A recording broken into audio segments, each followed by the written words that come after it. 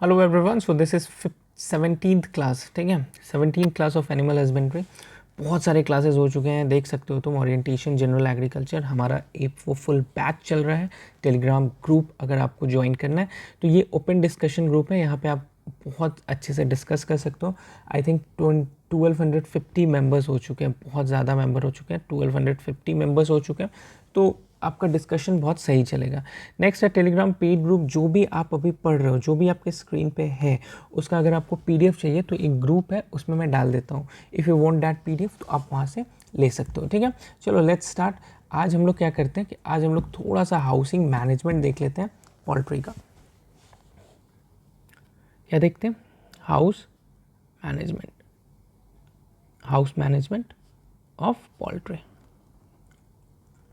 Okay, house management में क्या देखना है? वेट एक मिनट, इसका पेज टेम्पलेट्स मैं ठीक कर लेता हूँ। हाँ, ओके, ठीक है।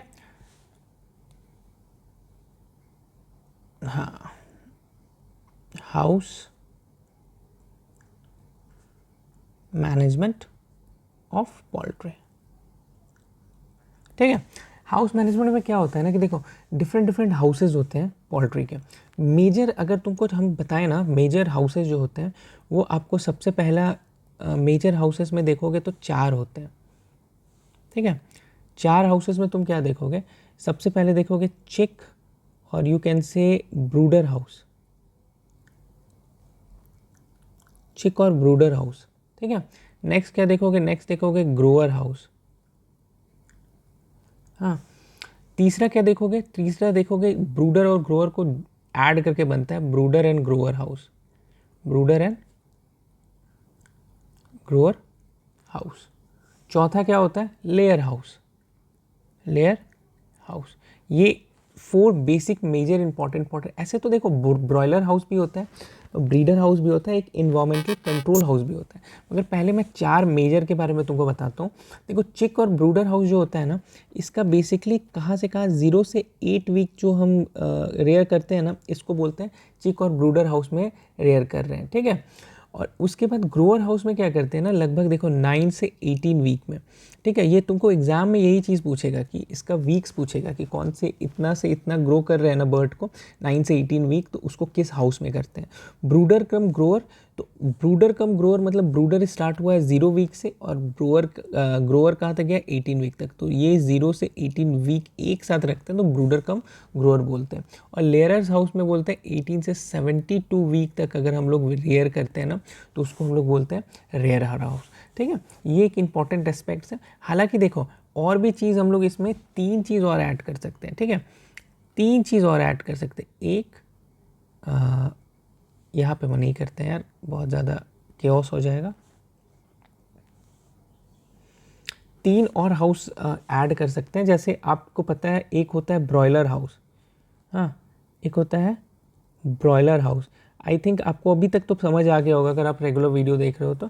ब्रॉयलर हाउस क्या होता है? ये up to 6 week, up to 6 week, और बहुत सारे बुक्स में आपको लिखा होगा 6 to 8 वीक। ठीक है, तो जो भी होगा ध्यान में रखना ये दोनों चीज़।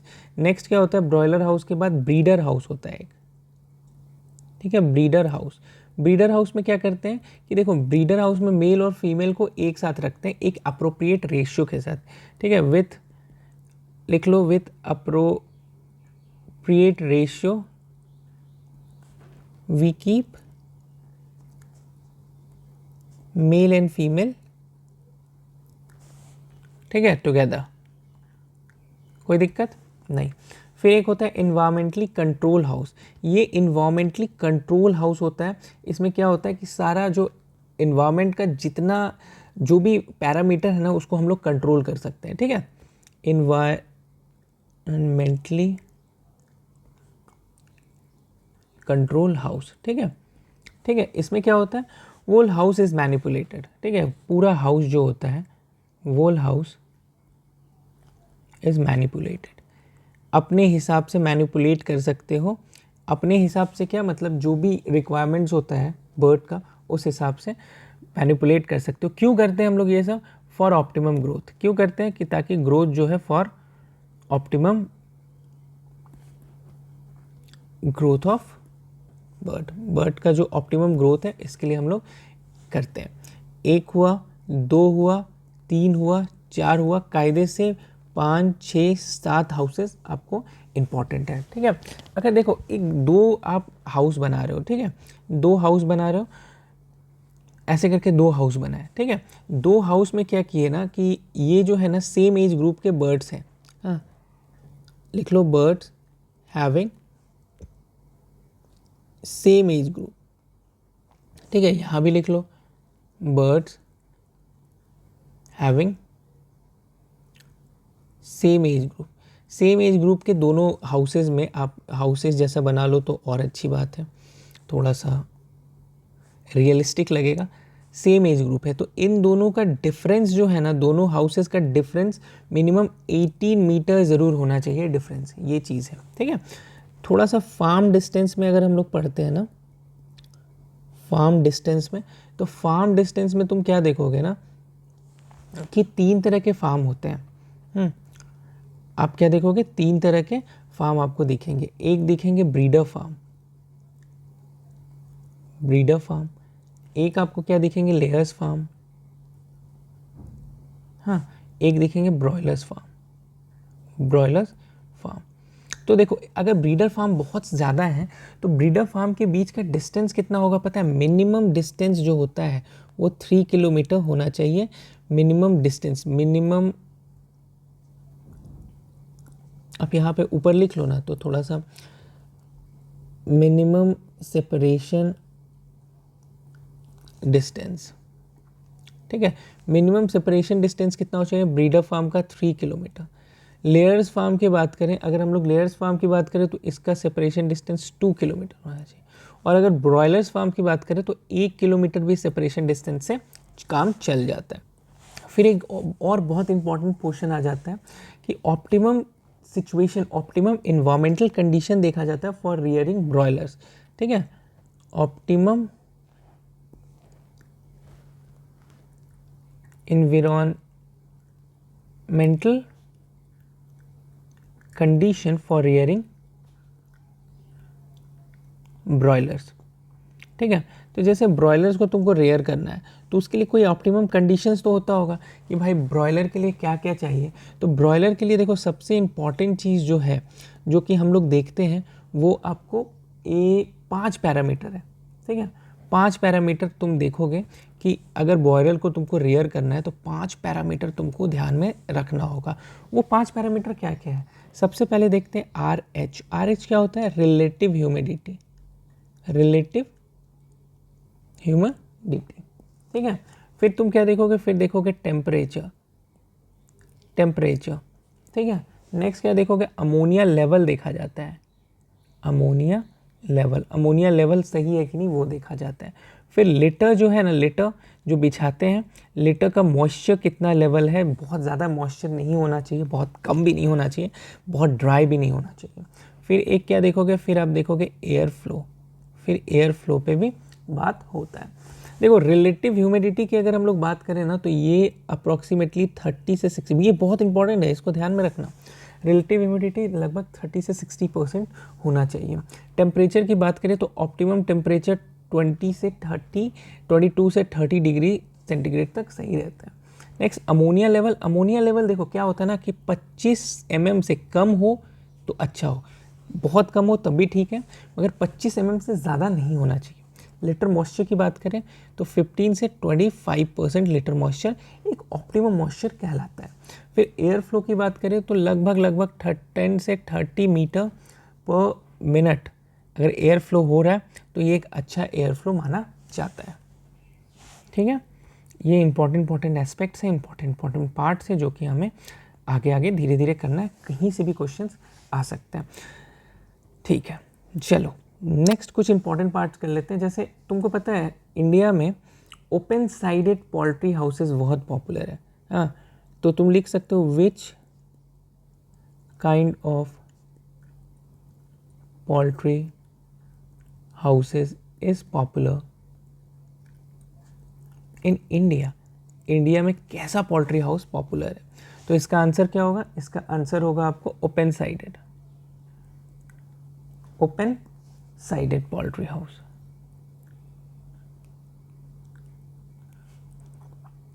ठीक है, ओपन साइडेड पोल्ट्री हाउस बहुत पॉपुलर है इंडिया में। नेक्स्ट क्या देखोगे ना कि जैसे मान लो पोल्ट्री हाउस बना रहे हैं, तो उसके जो गेट है ना उसका डायरेक्शन देखना है। ठीक है, उसका जो हाउस का जो आगे वाला दरवाज़ा है उसका डायरेक्शन देखना है। तो डायरेक्शन में क्या होता है कि देखो दो तरह के होते हैं डायरेक्शन। तुम लिख लो direction of front gate. Front gate का डायरेक्शन देखेंगे। देखो फ्रंट गेट का डायरेक्शन में क्या देखोगे, दो तरह के डायरेक्शन हम देखेंगे फ्रंट गेट का। फ्रंट गेट या तो हॉटर प्लेस पे बनाएंगे, है ना, हॉटर प्लेस पे बनाएंगे। मतलब फ्रंट गेट क्या मतलब जो भी है पोल्ट्री जो हाउसेज है, front gate of poultry house लिख लो, पोल्ट्री हाउस। तो पोल्ट्री हाउस का जो गेट है वो या तो हॉटर प्लेस होगा या तो कोल्डर प्लेस होगा, यही प्लेस होगा ना दोनों। तो दोनों में डिफरेंट डिफरेंट टाइप्स का बनाएंगे। जैसे तुमको पता है हॉटर प्लेस में अगर हम लोग बना रहे हैं ना, तो इसका जो साइड होता है ना, मतलब जैसे जैसे मान लो कोल्डर प्लेसेस है तो वी वांट मोर सनलाइट, इसमें सनलाइट ज़्यादा चाहिए। ठीक है, वी वांट मोर सनलाइट, है ना, बहुत ठंड रहेगी, मोर सनलाइट। तो यहाँ पे हम लोग क्या करते हैं ना कि हाउस का जो फेस होता है ना, फेस होता है ना वो किधर होता है, ये होता है साउथ और south east, south east direction. ठीक है, काहे, टू गेट मैक्सिमम सनलाइट। ये क्यों ऐसे होता है, to get maximum sunlight. Maximum sunlight के लिए हम लोग कोल्डर प्लेस पे ऐसे बनाते हैं।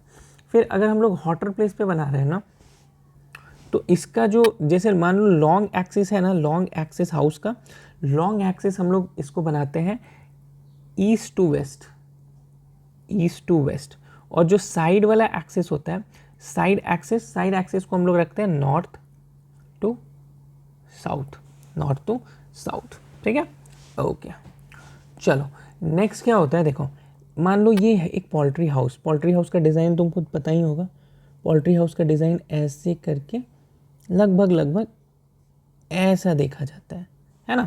तो ये जो पोल्ट्री हाउस का डिज़ाइन है ना, इस वाले जो पार्ट है, ये वाला पार्ट, ठीक है, इसको क्या बोला जाता है पता है, एव हाइट, एव हाइट। इसको ध्यान में रखना। ठीक है, फिर तुमको ना जैसे एक आपको क्या होता है, गेबल टाइप रूफ होता है, गेबल टाइप रूफ। ठीक है, तो गेबल टाइप रूफ क्या होता है, this system is popular in tropical India. Tropical India में जो होता है ना, ये रूफ सिस्टम जो होता है वो आपको बहुत पॉपुलर होता है, गेबल टाइप रूफ सिस्टम। ठीक है, ओके। और ये जो एव हाइट है ना, ये आपको देखो 6 से 7 फीट होना चाहिए, 6 से 7 फीट आपको होना चाहिए। और जो सेंट्रल वाला हाइट है ना, ये वाला हाइट आपको कितना होना चाहिए, ये आपको 10 to 12 फीट का हाइट होना चाहिए। ठीक है, ये एक प्रॉपर डायमेंशन है जिसको आपको दिमाग में रखना होगा। फिर एक बहुत इंपॉर्टेंट हो जाता है, बहुत इंपॉर्टेंट पार्ट आ जाता है, वो है poultry house system. Poultry house system, poultry house system में क्या होता है, पोल्ट्री हाउस सिस्टम दो पार्ट में हम लोग डिवाइड कर देते हैं। दो पार्ट में डिवाइड क्या करते हैं, एक होता है एक्सटेंसिव सिस्टम, और एक क्या होता है, एक होता है इंटेंसिव सिस्टम। तो देखो एक्सटेंसिव और इंटेंसिव में क्या होता है ना कि देखो ये जो आपको एक्सटेंसिव सिस्टम में दिख रहा है, इसको एक और नाम से बोला जाता है, also called free range system, also called free range system. Stocking density इसका तुम देखोगे ना तो लगभग 250 बर्ड्स पर हेक्टेयर आप तुम देखोगे स्टॉकिंग डेंसिटी होता है। ठीक है, फिर एक और होता है एक्सटेंसिव होता है, एक और तुम देखोगे, यहाँ पे लिख लो, ये हो जाएगा आपको सेमी इंटेंसिव। हालांकि ये बहुत ज़्यादा लायबल नहीं है, पर अगर एग्ज़ाम में आएगा तो लिख लो semi intensive. Semi intensive. Extensive और इंटेंसिव के बीच में आता है सेमी इंटेंसिव। एक्सटेंसिव और इंटेंसिव के बीच में इसमें क्या होता है ना, इसका बस एक ही पार्ट देखो कि यहाँ जो एक्सटेंसिव सिस्टम है 250 बर्ड एकोमोडेट करता है, यहाँ 750 बर्ड्स एकोमोडेट करता है, 750 बर्ड्स पर हेक्टेयर। ठीक है, ओके, इसमें और कुछ ज़्यादा करने को है नहीं। फिर इंटेंसिव सिस्टम देख लो। इंटेंसिव सिस्टम जो है ना फर्दर डिवाइड होता है 4 पार्ट में। इसको क्या क्या बोलते हैं, इसको एक बोलते हैं डीप लीटर सिस्टम, हाँ। फिर तो देखोगे slatted floor system, slatted floor system. फिर तुम तीसरा में क्या देखोगे, स्लैट कम लीटर सिस्टम, स्लैट कम लीटर सिस्टम, हाँ। फिर चौथे में क्या देखोगे, केज सिस्टम। तो तुम इतना सारा कुछ देखोगे, ठीक है। तो देखो स्लैट कम लीटर सिस्टम क्या होता है, इसमें तो स्लैट पूरा रहता है। इसमें क्या देखोगे ना तुम, इसमें तुमको 60% तुमको रॉड दिखेगा स्लैट कम लीटर सिस्टम में, और 40% तुमको लीटर दिखेगा। ये होता है क्योंकि स्लैट और लीटर दोनों के मिक्सचर से बना होता है, ठीक है। ओके, चलो दिमाग में अभी लिटर लिटर सोच क्या होगा कि लिटर होता क्या है, ठीक है। बहुत देर से लिटर चल रहा है। लिटर क्या होता है, देखो लिटर जो होता है ना बेसिकली क्या होता है, मटेरियल्स होता है जो हम लोग नीचे बिछाते हैं। जैसे पोल्ट्री एनिमल्स है ना, तो उसका बेडिंग सिस्टम, जैसे बेडिंग सिस्टम होता है ना, कुशन और ये सब, तो उन लोगों का जो बेडिंग सिस्टम है वो हम लोग बिछाते हैं। तो लिटर में मटेरियल्स क्या रखते हैं, मटेरियल्स क्या यूज़ होता है, इट्स लाइक पैडी।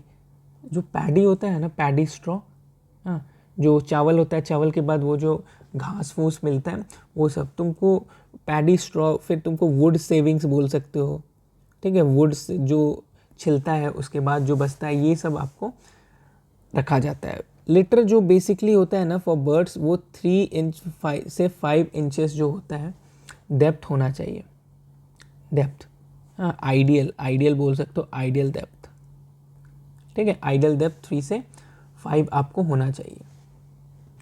लिटर में ही एक और पार्ट आता है, इसको बोलते हैं बिल्ट अप लिटर, ठीक है।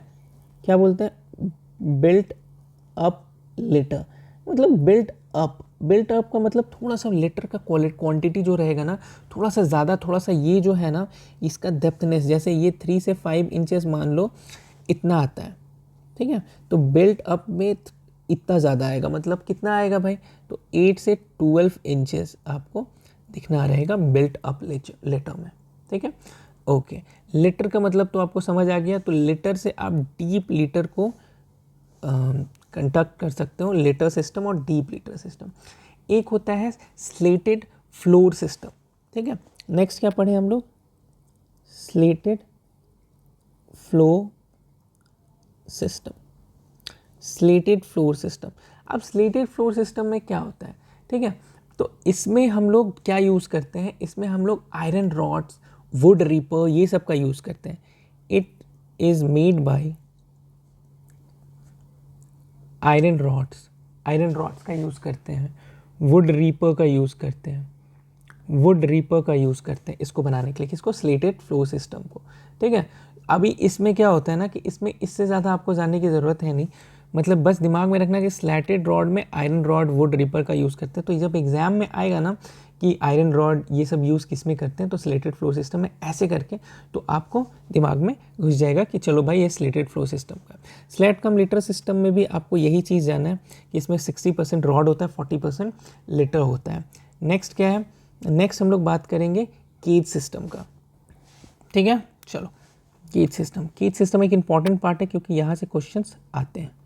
केज सिस्टम कि देखो, केज सिस्टम जब भी दिमाग में आएगा ना तो उसके बाद तुम्हारे दिमाग में आना चाहिए कि ये, जैसे हम लोग इसको डिवाइड करते हैं नंबर ऑफ बर्ड्स के हिसाब से, नंबर ऑफ बर्ड्स। तो अगर हम लोग नंबर ऑफ बर्ड्स के हिसाब से डिवाइड करते हैं तो ये देखो 3 पार्ट में आता है, 1 2 3। इसमें क्या आएगा, पहला तो आ जाएगा सिंगल केज सिस्टम, दूसरा क्या आ जाएगा, मल्टीपल केज सिस्टम, और तीसरा तुम देखोगे कॉलोनी केज। कॉलोनी केज, 3 तरह के according to number of birds जो होगा वो हम लोग इसको डिवाइड करेंगे। फिर तुम क्या देखोगे, फिर नंबर ऑफ बर्ड्स के हिसाब से नहीं, बेस्ड ऑन अरेंजमेंट के हिसाब से अगर हम लोग देखते हैं, बेस्ड ऑन अरेंजमेंट्स के हिसाब से देखते हैं, अगर कैसा अरेंजमेंट है उसके हिसाब से बेस्ड देखते हैं, तो इसमें हम लोग क्या देखेंगे, इसमें 4 प्रकार का होता है, ठीक है, बेस्ड ऑन अरेंजमेंट। इससे हालांकि क्वेश्चंस देखा नहीं गया है, पर आप देख लेना, बैटरी वाला जो क्वेश्चंस होता है वो देखा गया है। जैसे एक होता है स्टेयर स्टेप केज, ठीक है, एम टाइप केज, फिर होगा एल टाइप केज, फिर तुम क्या देखोगे, एक बैटरी केज बहुत बार एग्जाम में आया है, तुम देखोगे ना, प्रीवियस ईयर क्वेश्चन अगर फॉलो कर रहे होगे तो बैटरी केज को बहुत बार एग्जाम में देखे होगे। देखो केज सिस्टम जो है ना, केज सिस्टम बेसिकली इसमें हम लोग को क्या देखना है कि अभी जो करेंटली तुमको 70% रियरिंग हो रहा है केजी सिस्टम में हो रहा है, ठीक है, 70% रियरिंग जो हो रहा है वो कमर्शियल रियरिंग जो हो रहा है, कमर्शियल वैरायटी ही बोलेंगे, कमर्शियल रियरिंग वो केज सिस्टम में ही हो रहा है। केज सिस्टम में कुछ प्रॉब्लम्स भी होते हैं, जो प्रॉब्लम्स जो होते हैं वो है कैल्शियम एंड फॉस्फोरस की डिफिशिएंसी, CNP डिफिशिएंसी हो जाता है इसमें, ठीक है, इसको बोलते हैं cage layer fatigue, cage layer fatigue बोलते हैं। तो ये डिफिशिएंसी हो जाता है। एक और प्रॉब्लम इसमें होता है, इसका क्या प्रॉब्लम होता है, इसमें होता है आपको ब्रेस्ट ब्लिस्टर, ब्रेस्ट ब्लिस्टर का प्रॉब्लम होता है। ये बेसिकली जो ब्रेस्ट ब्लिस्टर का प्रॉब्लम होता है ना, ये ब्रॉयलर्स में होता है। और ब्रॉयलर्स में कब होता है, जब broilers when they reach a weight of more than 1.5 kg, अगर मोर देन 1.5 kg का वेट से ऊपर हो जाता है ना, तो ये ब्रेस्ट ब्लिस्टर का इश्यूज होने लगता है, ठीक है। तो केज सिस्टम में इतना चीज़ इंपॉर्टेंट है, ये चीज़ को आप लोगों को देख लेना है। नेक्स्ट क्या देखना है, नंबर ऑफ बर्ड्स के हिसाब से हम लोग इसको डिवाइड करते हैं। तो देखो सबसे पहले देखेंगे सिंगल केज सिस्टम, इसमें सिंगल है, सिंपल सी नाम है कि 1 बर्ड रियर होगा, ये 1 बर्ड रियरिंग हो गया, 1 बर्ड रियरिंग, इसमें कुछ आपको देखना ही नहीं है। एक हो गया मल्टीपल केज सिस्टम, इसमें क्या होता है, इसमें आपको होता है मतलब ऑब्वियस है 2 से 10 बर्ड्स को रखते हैं, बट यूजुअली अगर बात करें ना एक प्रैक्टिकल वे में, तो यूजुअली तुम क्या देखोगे 3 से 4 बर्ड्स। हाँ, इसको थोड़ा सा ध्यान में रखना। हाँ, रेंज होता है 2 से 10 बर्ड का, पर यूजुअली हम लोग 3 से 4 बर्ड रखते हैं। और एक होता है कॉलोनी केज, जैसा नाम ही है कॉलोनी है, तो इसमें हम लोग क्या रखेंगे, मोर देन 11 बर्ड्स। ओके, चलिए नेक्स्ट क्या है, अभी इसमें और भी चीज़ बचा हुआ है ना। अभी इसमें आपको cage based on bird reared भी है, जैसे हम लोग ब्रूडर्स में कितने रखते हैं, ग्रोअर्स में कितने रखते हैं, एलिवेटेड केज लेयर्स हाउस में है, बहुत सारी चीज़ें, उसको नेक्स्ट वीडियो में हम लोग कवर करेंगे, ठीक है। चलो, थैंक यू सो मच।